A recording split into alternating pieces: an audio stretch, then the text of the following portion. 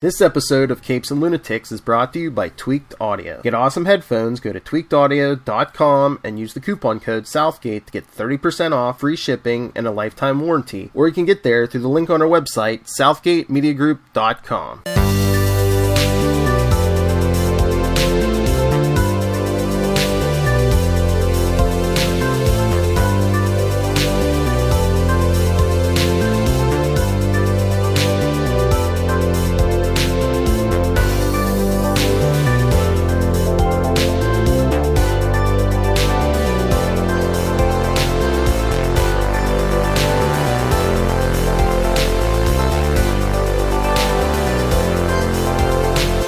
Avast me hearties, and welcome once again to Full Stream Ahead. I'm your host, Charlie the Professor Esther, and with me as always is my skinny rich friend. It's Mozz. Hey Mozz. I do apologize for those on video because I do keep on fading in and out here because I have a backdrop. And the backdrop of me sometimes blends into who I am and I become one with the universe. It is my tribute to the Fantastic Four.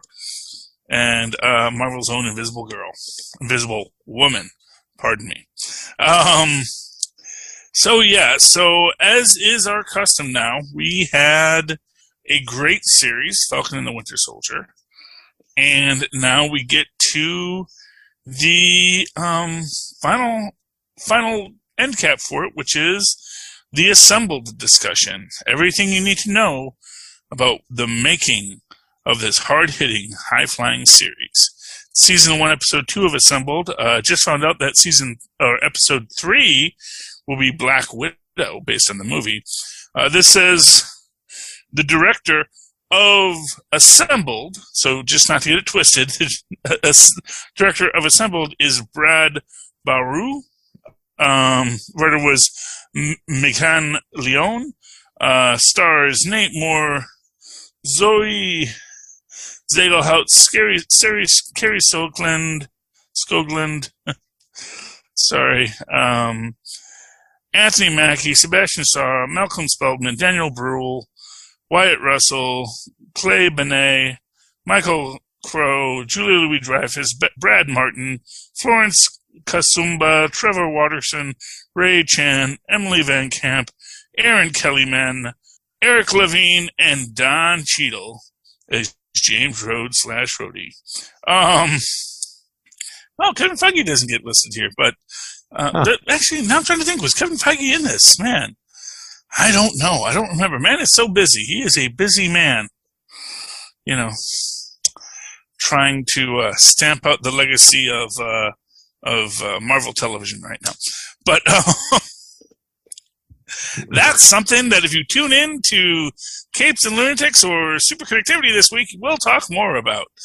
But moving right along. Man, so the last episode, of course, was the WandaVision, which I feel really had a lot to say both on that technical aspect, although the technical aspects of this were interesting as well, especially when we get into how they create the fights. But I really feel that where this one separates itself, Wanda I felt was very much, it was an internal story. It was a looking inward story. This one I really feel, even though there is that personal struggle, it is the personal struggle outward. So in the sense that, you know, WandaVision was the personal struggles coming inward and really was the world pressing inward. And how Wanda deals with that. This is really Sam, because it is Sam's story, pushing outward from the world he's in, and if he can push himself past where the world has put him. You know, the world has put a heavy mantle on his shoulders at this moment. You know, the world put that shield, and you can argue, you know, Cap put that shield on him, but, you know, it's the world that gives that shield that weight. Right, it's the need that was there, and he was in that position, so it was thrust on him. He has to take it up.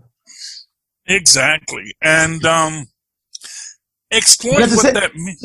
Yeah. But at the same time, like, the world needs him to do it, but the world doesn't want him to do it. So he's in an interesting place, you know? Yeah, well, I mean, I think if nothing else, that's the crux of, and to be fair, that's kind of the point, is that the world doesn't want what it needs. The world needs a hero. And a hero, it needs to be noted, is very different than a soldier. Because, and here's the thing, Carly is a soldier, just like Wyatt, or just like, not Wyatt, just like John. They have their ideologies, they have their orders, they have their plans, and they go. A hero is the person who steps outside of the conflict and says, how do I do the most good? How do we change the narrative? I would argue that same motivation applies to the villains as well. Mm-hmm. Well, I mean, invariably, yes. Although, again, and for what it's worth, you can be a soldier and a hero. You can be a freedom fighter and a hero.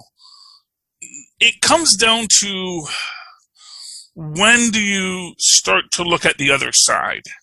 And I think that's the difference between the hero and the villain. Because the villain is so certain of their righteousness. They never ponder the larger question. So, it forces you to live in this black and white world where if I have to think of myself as right, someone else has to be ultimately wrong. I can't be this righteous person without a villain, without an enemy. So you have to have one. And if there isn't one, often that one is something is put in its place to give you the justification to enact what you think is right. Exactly. And that is the problem that you have with that hero villain narrative. And it's interesting. You talk about heroes and villains, and you can talk about antagonists and protagonists, but in the end, you can be a hero against the world, but I don't think you could ever be a villain against the world. I think the villain always has to have this end goal. I think that's what really differentiates the hero from the villain. The hero is being heroic just because you need to be a hero. We need to right wrongs. We need to do good in this world.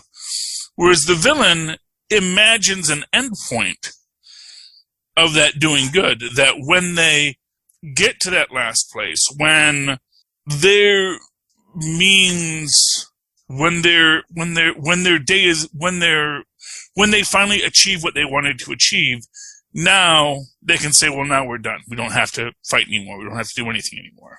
We can just say we're done. And I think arguably they can't. I think arguably that really, if you're a hero, there is never going to be a day where you get to put down the shield. Which is why my own personal fan theory is that when Steve goes back and lives with Peggy, that becomes a branching timeline, and he just keeps right on heroing. He has kids with Peggy, but he frees Bucky. And actually, my honest belief is that the person we see dancing, that is Steve, but then he goes and frees himself and says, okay, you get to be with Peggy. I'm going to go keep on heroing. And then you have a world that has two Captain Americas for a while and probably make the world just an amazing place. And then it's like, well, they've been waiting for me back in my universe. I better get back to that. It's like, okay, man.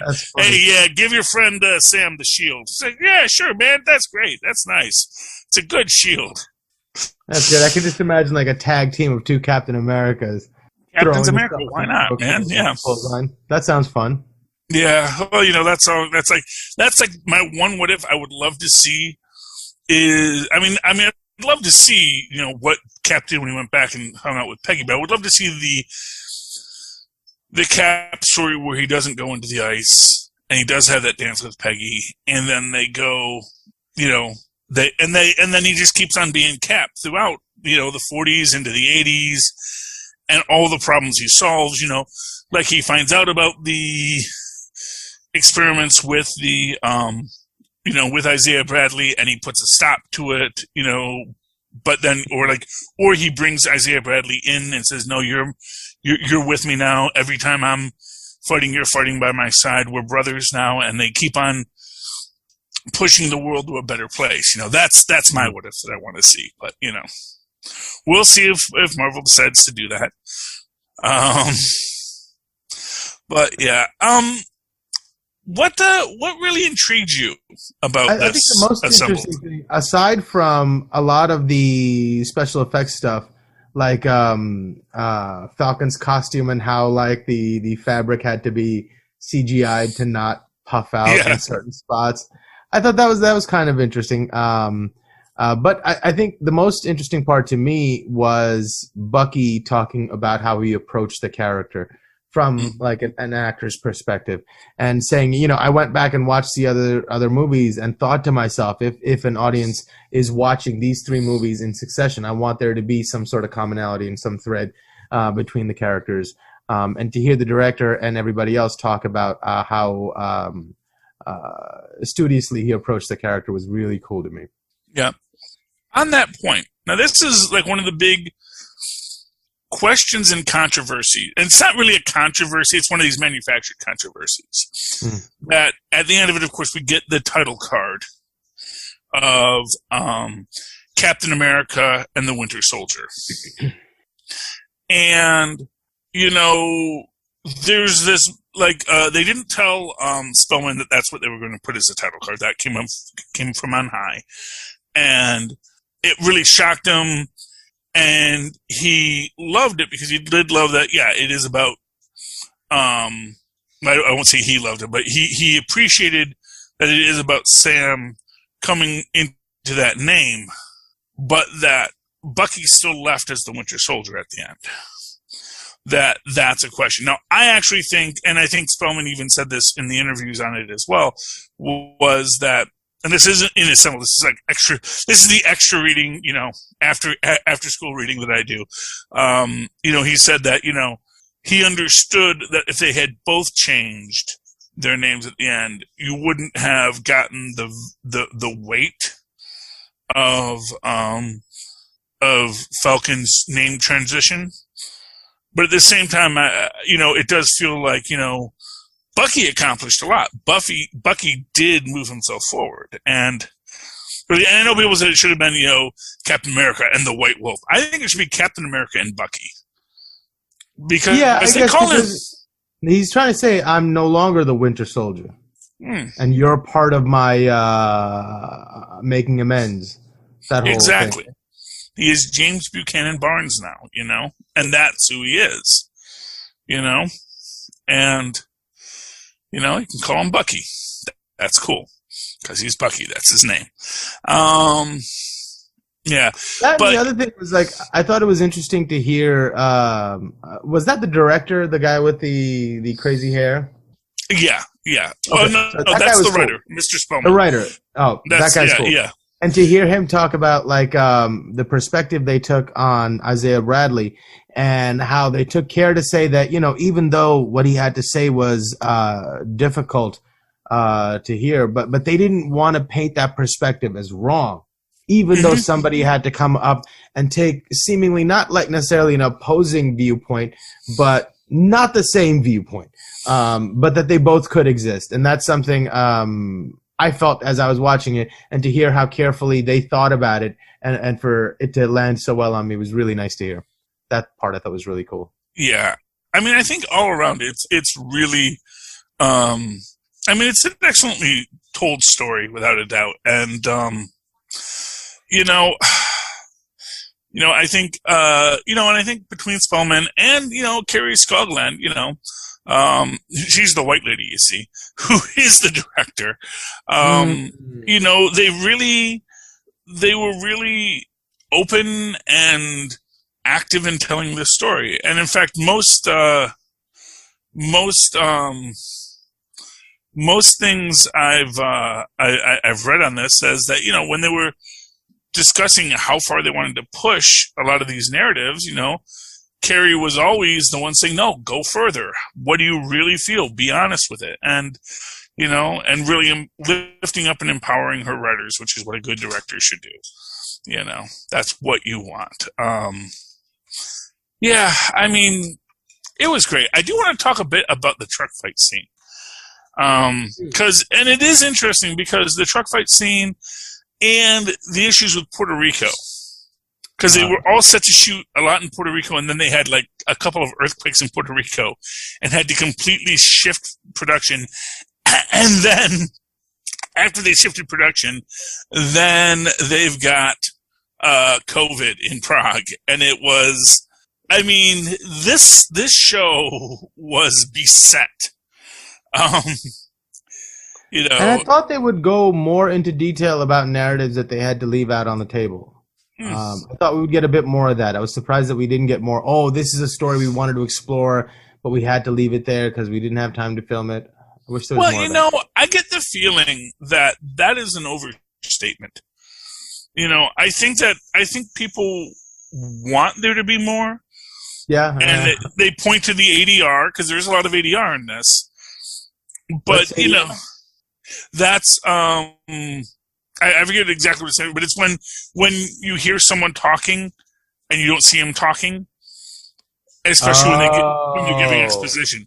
So you'll have a lot of key scenes where the people don't say it, but they'll be focusing on someone else reacting to them saying it. Okay, I gotcha. Like off-camera dialogue that you only see the other person's reaction to. Exactly. Interesting. Yeah. Yeah, and the thing about that is, and it is a thing about it is, anyone who's had to shoot has had to like have their production cut short and sort of condense it rapidly, knows that you can still tell your story, but you didn't get the shot. And so much of your story has to be done with ADR. It's just a reality of filmmaking. If you ever filmmake on a budget, that's like, yeah, we're definitely doing this. This is all ADR, but we're going to create it so it looks like a coherent scene. So I think they told the story they wanted to tell. I think they probably wanted, Maridanya to have more of a story because she is a named actress, but I don't know if that extra story was going to be more than what we got. I think it would have been, because everyone say, oh, there was a subplot about like, a virus that was killing people. It's like, well, yeah, but actually any refugee story, you're going to have viruses that kill people because viruses and bacteria, that's what happens when people are in. And not just that, they're always planting seeds, they're always planting seeds for stuff they're going to revisit. So yeah, I'm not cover it now, but you'll hear about it later. Yeah, but it is neat. One of the things I really liked is when they were discussing Sam's last speech. Yeah. And they go into the fact that, it doesn't start as a speech. It starts as him just talking to someone. And then it just goes into the pontification. It goes into that because suddenly he realizes he's not just talking to this one guy. Because really the whole thing is like he's talking to the one guy and the one guy's not listening. The one guy's like, hey, don't worry, we're going to have all those refugees back in their home countries tomorrow morning. I guarantee it. It's like that was never the point. That wasn't what you were supposed to be doing. And he gives his speech, and it does that nice transition. And it kind of reminds me, it's a thing about, the I Have a Dream speech.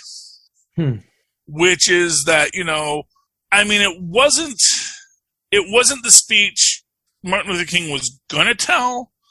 He had like bits of that speech that day. He had done bits of the speech before. Okay. It was something he'd been workshopping for a while, but he didn't feel was quite right. And then as he's giving his big speech, on the what we think of as the I Have a Dream speech, he's giving his typical boilerplate speech. It's going okay, but the crowd isn't feeling it, and you're a performer, when man, they're not getting it. And, what's her name? She was a very famous. I want to say it was the opera singer, or was it the gospels? Anyway, there was very, and I'm blanking on her name right now, but she says, "Tell him about the dream, Martin." And he says, "Oh, the dream. Yeah, I have a dream." And then he goes into the whole "I have a dream" speech. Is that right? That is true, because basically this other performer who could see him struggling says, do this. Someone shouted out a request, and he said, "Yeah, let's play that one. Okay, we're gonna do that one." Wow. Yeah, I wasn't sure it was the right one for this, but we're gonna do it. And the idea is there video of this? Oh yeah. If you actually, I can't wait to see this. If you listen to it, I wish I want it. Was it Mahalia Jackson? I want to say is the woman who shouts. She says, "Tell him about the dream, Martin." And what a cool little tidbit. Because he had given that right. Given that speech but before. As poets go, as performers go, as preachers go, you have your sermons, you have your performances. I mean, that's understandable. Yeah, but what a cool little thing. And to me, that's kind of the point of it. It's like how you're doing this, and then you realize there's more to be told, and you realize, oh wait, I'm sorry, I'm on a national stage now. I can't just do the normal. I've got to really give the big speech. I've got to have my Captain America moment. I've got to have my Martin Luther King Jr. moment. And to me, that's what he does there. Yeah, because in a sense, he's speaking for everybody, right? He's letting them know, here, I got this guy in my sights, and I'm saying everything to him that we want him to know. Yeah, and again, and what I also like about it is it's not that, because the guy says it's more complicated or it's this or that, and he doesn't deny that it's complicated because he knows it's complicated. It's like, yeah, guess what? Everybody's life is complicated. Right. Says what you're feeling is powerlessness, which is what everybody feels every single day. Now do your job. Yeah, do your job because we're all powerless, but you have been entrusted to be the hero. 5 or 6 times. It's not every day. Get up, brush your teeth, eat a hero, eat cornflakes, a hero. No. 5 or 6 times. You have to be the hero. That is, to me, the best line on heroism ever. That's from, of course, Deadpool. Colossus to Deadpool. It's just great because it's just like, no, everyone thinks be a hero. It's all the time. Brush your teeth, a hero. Eat your cornflakes, a hero. No. 5 or 6 times you get to be a hero. So always be the hero. And that is the moral of both Deadpool and Captain America. But you weren't looking for that connection. I do gotta say, I loved the technical stuff about the truck fight. Yeah. And just because it's one of these things where when you're watching it, there's not a point where you think, oh, that looks fake. Oh, they're not really on the truck.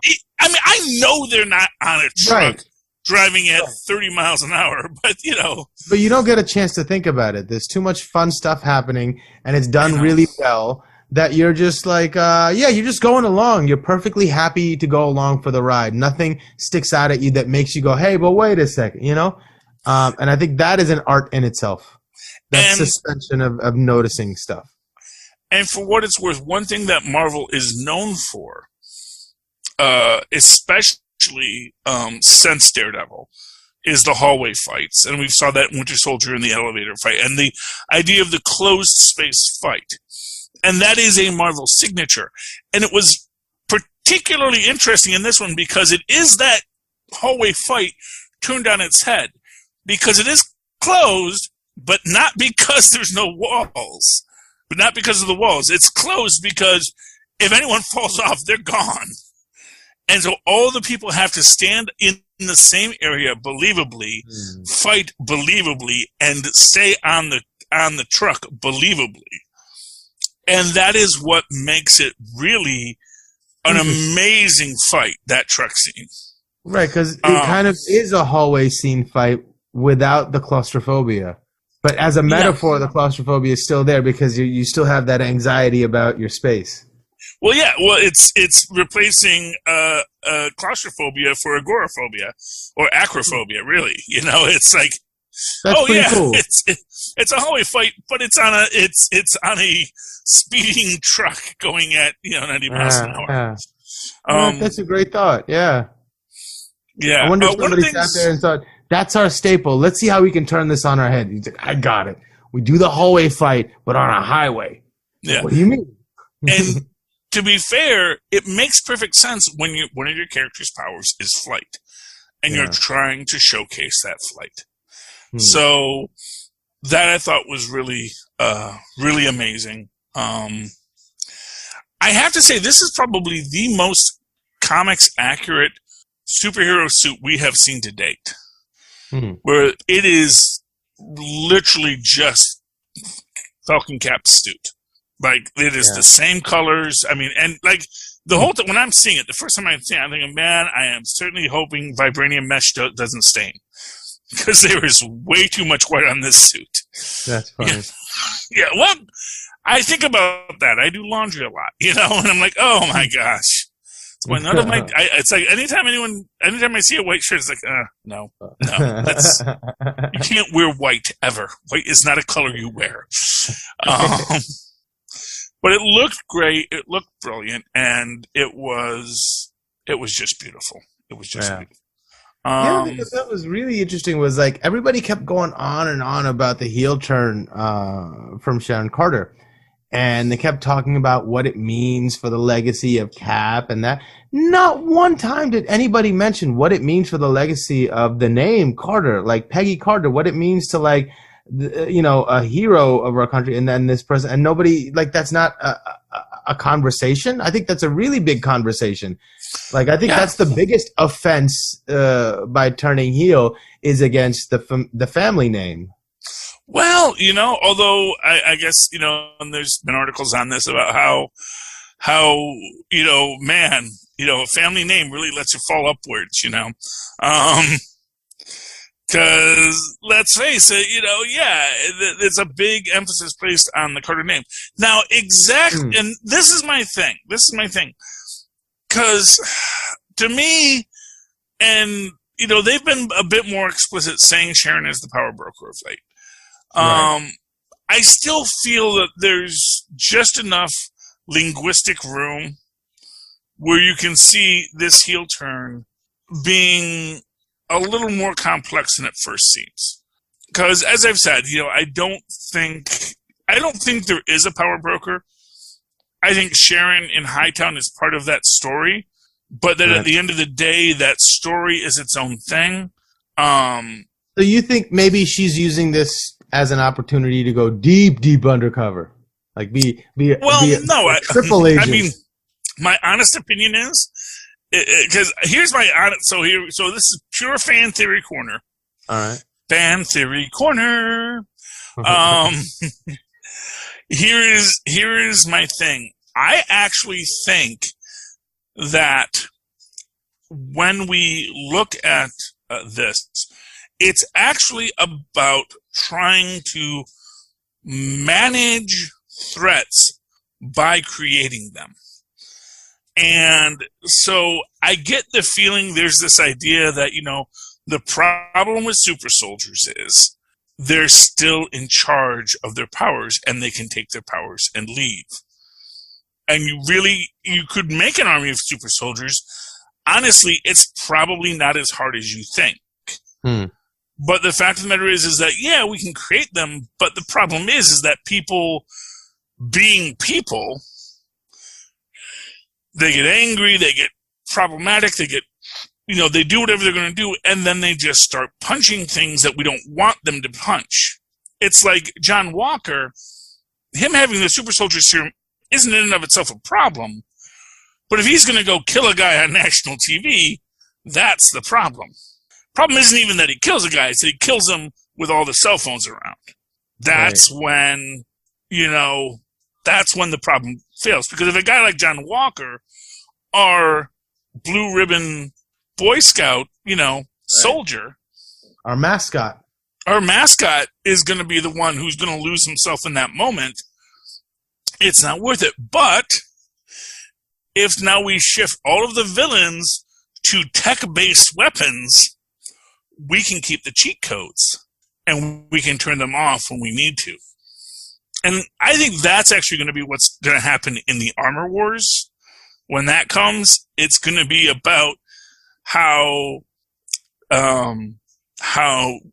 Sharon and Valerie, the Countessa, are Valentina? selling. I think it's Valentina. Yes. Oh, we got to talk about her.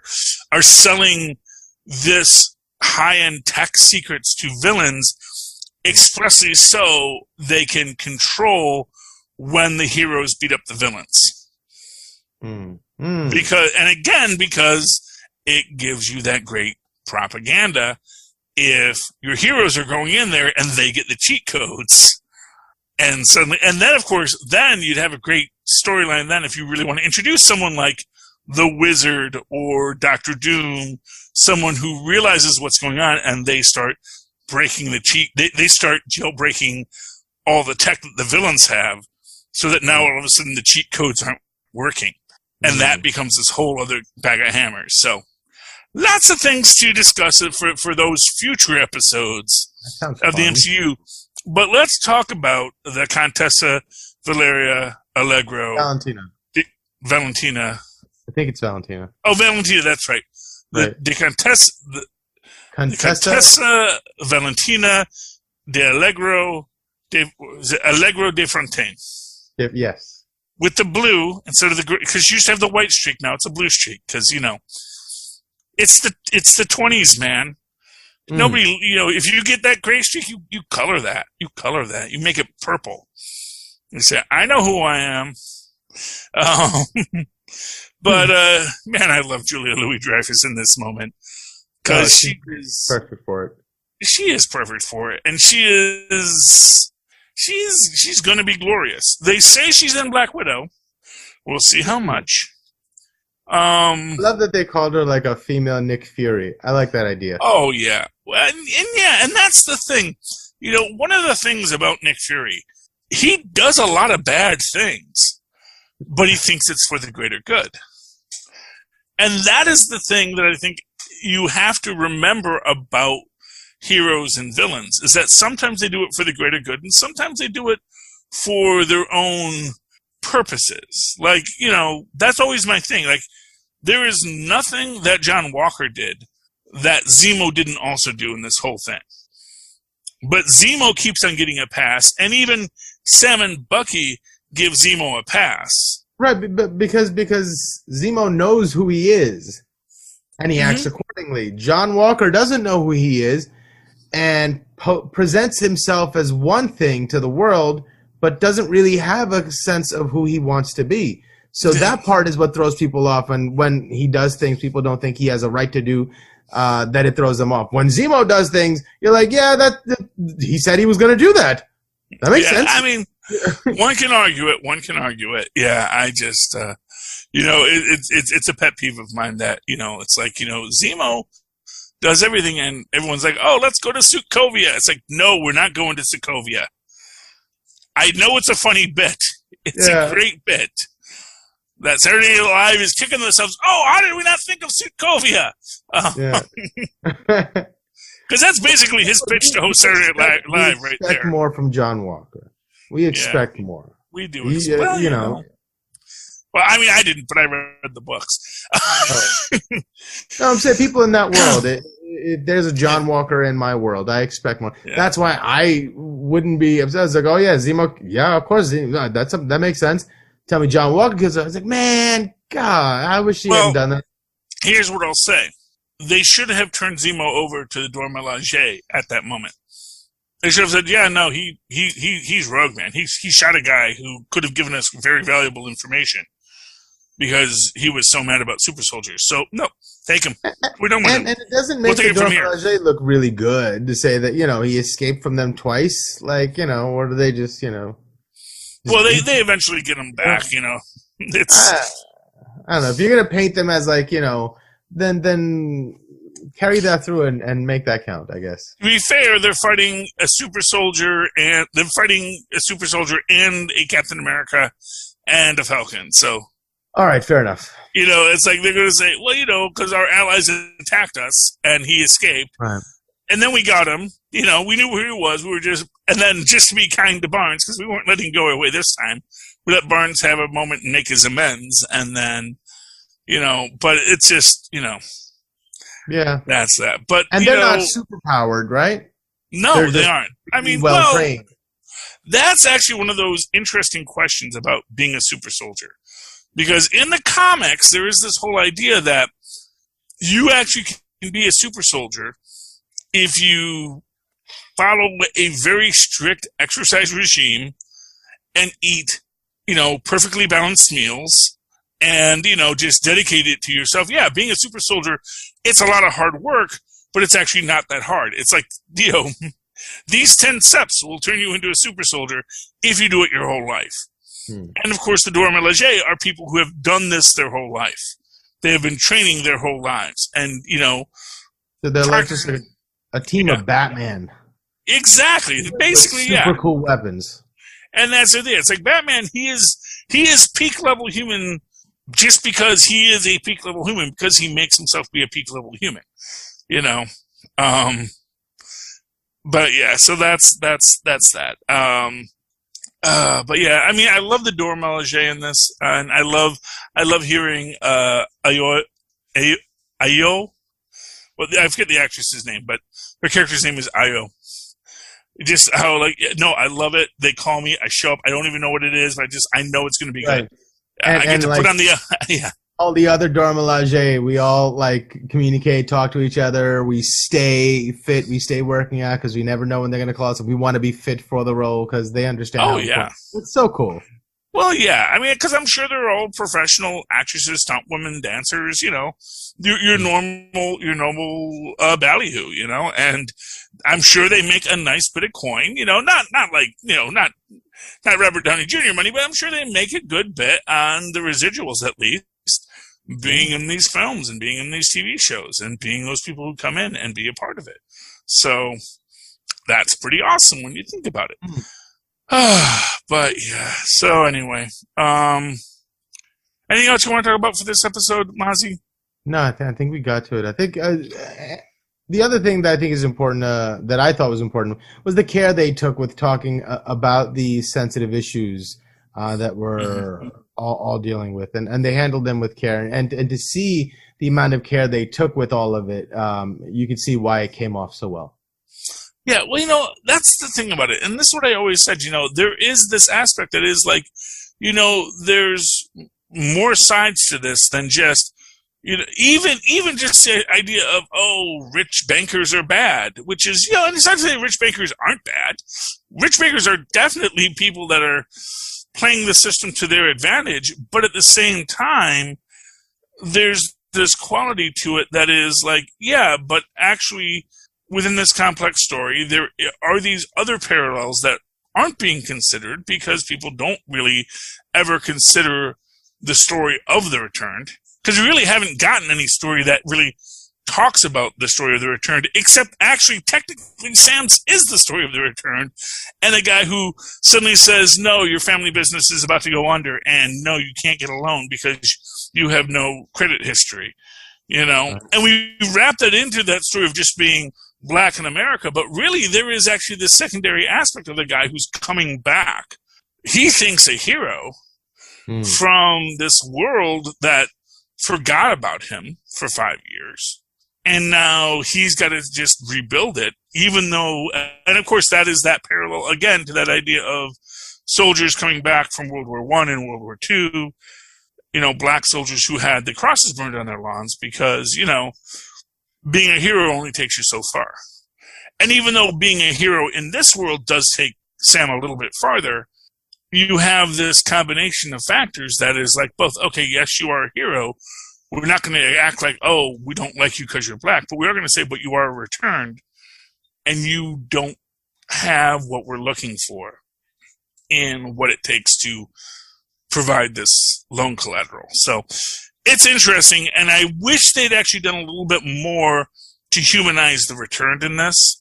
If anything got dropped in the story, I think that's actually a story point that they probably did drop, because I think that was probably way more nuanced than they were ready for.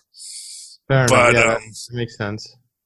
Because we really, like I said, we really haven't gotten much about, because the only returns we've seen have been superheroes.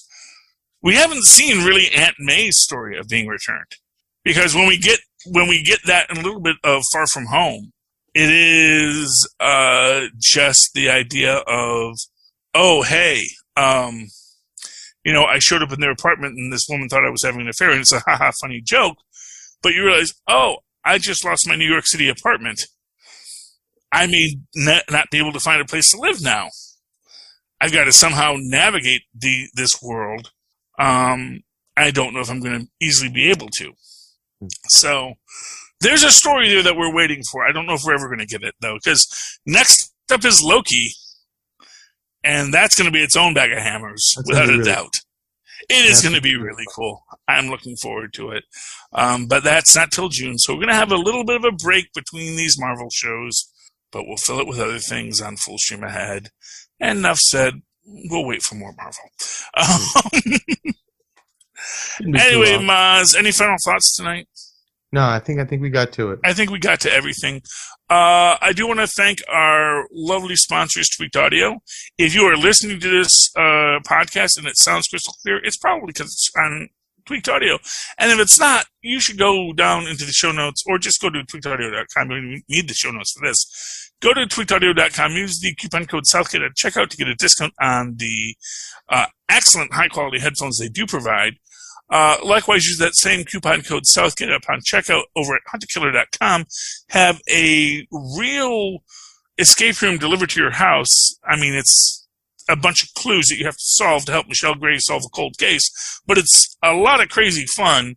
If you like to play Clue as a kid, this is like adult Clue, and you'll probably enjoy it. If you like serial killer podcasts, this is putting you into your own serial killer podcast. So that should be fun. That's hunterkiller.com, coupon code Southgate. And if that does interest you or not, go down to our show notes, click on the Amazon link, go to Amazon. I'm sure there's something there you like. Costs you nothing, helps out the show because they know where you were beforehand. And while you're there, pick up or check out and pick up Pod Life, the book written by the Southgate Media Group family about why and how we podcast. And it's available both in digital and paperback. All right, Mozz, and if anyone does that and they want to talk to you, how can they find you? Or they can email me at mozzmanzor@gmail.com or find me on Facebook under Mozz Manzor. That's MOZZ, MANZOOR. And, of course, you can always write to me in the old-fashioned email way, the way our Mozz and Poz once did, at superconnectivityblog@gmail.com.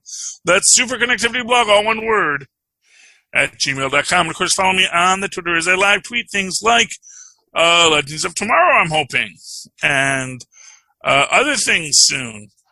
At Charlie Esser, that's CharlieSSER, but to the two E's in the middle. For quality. Bing! Thank you, Mozz. All right, you scurvy landlubbers. You've made it to the end of another night of high sailing on the streaming seas.